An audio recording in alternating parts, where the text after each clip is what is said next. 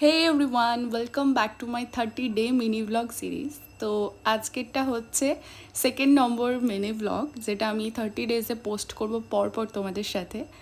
তো ফাইনালি তোমাদেরকে আমি আজকে বলি আমার এই এক্সাইটমেন্টের কারণটা কি। তোমরা হয়তো অনেকে বুঝতে পেরেছো যে হ্যাঁ কী ছিল, বাট অ্যাকচুয়ালি কী ছিল সেটা আমি তোমাদেরকে বলছি।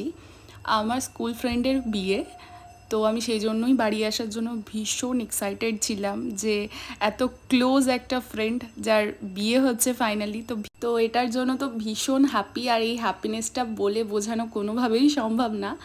তো ভাবলাম যে তোমাদের সাথে ছোট্ট একটা ভিডিও শেয়ার করি, কিন্তু এটা বিয়ের ভিডিও নয়। আমি প্রথমেই বলছি, এটা হচ্ছে মুসলিম ওয়েডিংয়ে বিয়ের আগের দিন যে একটা থুবড়ো হয় সেইটারই একটা ভিডিও আমি আজকে তোমাদের সাথে শেয়ার করবো। আর তার জন্যই আমি রেডি হচ্ছি, কিচ্ছু ডিসাইড করিনি, ইভেন কী শাড়ি পরবো কি কিছু। আর বিয়ের জন্য কি পরবো সেটা আমি ডিসাইড করেছিলাম যদিও, বাট বিয়ের আগের দিন যে যেতে পারবো আর যাওয়াটা পসিবল হবে এটা ভাবতেই পারিনি।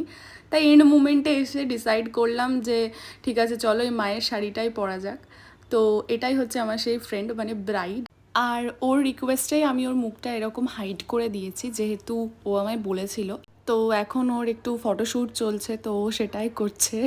আর প্রথমবার ও এত ভারী লেহেঙ্গা মনে হচ্ছে যেন সামলাতে পারছে না, সত্যি ভীষণ ভারী ছিল। আর এটা হচ্ছে সেই থুবড়োর পর্ব, যারা হয়তো মুসলিম বিয়েতে গেছো তো তারা নিশ্চয়ই জানো যে এই থুবড়োটা কী হয়। অনেকে মনে করে যে থুবড়োটা মানে আইবুড়ো ভাত, বাট না, আইবুড়ো ভাতটা পুরো আলাদা জিনিস, আর আমাদের ওই মুসলিম ওয়েডিংয়ে এই থুবড়োটা সম্পূর্ণ আলাদা জিনিস।